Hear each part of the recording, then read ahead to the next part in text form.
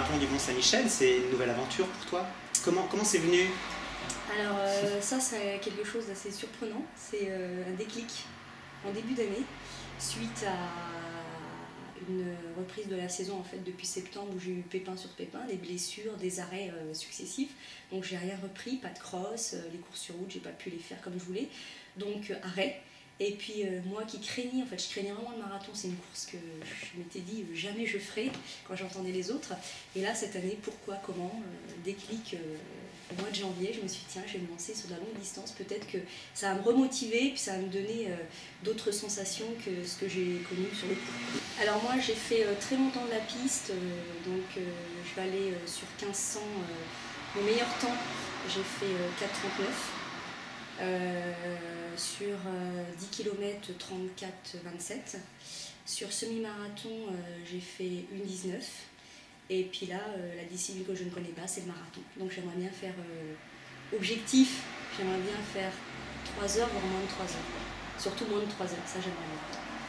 Alors là, donc, mon entraîneur c'est Patrice Perret, donc, qui a bien voulu me reprendre pour m'entraîner, parce que du coup j'avais arrêté de lever le pied. Donc il m'a carrément fait reprendre depuis le début, à partir de janvier. Il m'a dit comme je ne connaissais pas les longues distances, il fallait absolument que je travaille sur ça. On a commencé par des sorties, des footings sur du long, histoire d'habituer mon corps à courir plus d'1 heure et demie. Et j'ai commencé vraiment l'entraînement spécifique à partir d'avril, où là j'ai commencé à rentrer vraiment sur de la qualité dans mes entraînements. Et ce qui a été le plus dur, c'est vraiment de courir des sorties de 2 heures, 2 heures et demie, que je ne connaissais pas du tout, et faire pareil du travail de seuil, sur par exemple une demi-heure, courir à allure marathon, quoi, sur cette sortie de 2h30. Donc là, c'était tout nouveau pour moi et c'était assez difficile. Donc, mais après, on se rend compte que le corps, au fur et à mesure, il s'habitue. Et mes sorties de 2 heures, en fait, je les faisais au fur et à mesure bien, quoi, parce que le corps était habitué. Voilà. Qu'est-ce que tu redoutes pour dimanche? Alors, ce que je redoute le plus, c'est tout ce que peuvent me dire les gens. C'est-à-dire parce qu'on peut être bien entraîné, on peut être bien préparé, mais le marathon c'est toujours quelque chose, une aventure en fait. Il y a des choses qui peuvent se passer qui n'étaient pas du tout calculées, comme physiquement, par exemple pas encaisser le kilomètre, ou avoir un pépin physique, physiologique, quoi, avoir mal au ventre ou des choses comme ça. Et puis il y a une autre chose qui me tracasse, c'est que moi je prends pas de sucre quand je cours, et là il faut en prendre.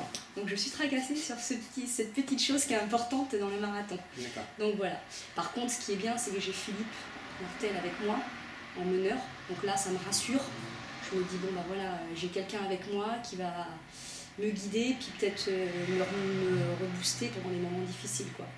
Bon, le marathon, c'est pas que du malheur, c'est aussi du bonheur. Qu'est-ce que tu espères trouver dans le fait de devenir marathonienne? Moi, ce que j'espère, c'est enfin rentrer dans ce monde de coureurs de longue distance, et puis pouvoir en fait ressentir ce que ressentent les gens, en fait, la douleur, mais en même temps la joie quand on arrive. Parce que là, à chaque fois que j'y pense, je me vois toujours passer la ligne d'arrivée et me dire ouais, je l'ai fait ce marathon. Donc voilà, j'aimerais avoir cette chose, quoi. Moi je vais aller au bout. Je me suis dit voilà, on donne toujours un objectif de temps sur une course. Maintenant je me dis si je ne suis pas dans les temps, moi je veux le finir. Même s'il faut que je le finisse en 4 heures, enfin j'espère pas parce que là je serais inquiète.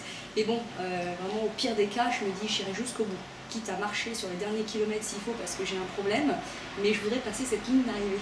Donc j'irai jusqu'au bout. Il faut vraiment que je puisse plus du tout qu'il m'arrive un pépin très grave, mais mon but c'est vraiment de le finir, quel que soit l'état dans lequel je suis, en espérant être bien, parce que j'aimerais bien quand même pas être complètement décomposée en arrivant, parce que là serait quand même un peu dommage, mais bon si c'est le cas, tant pis, hein, c'est comme ça, hein. On verra le prochain.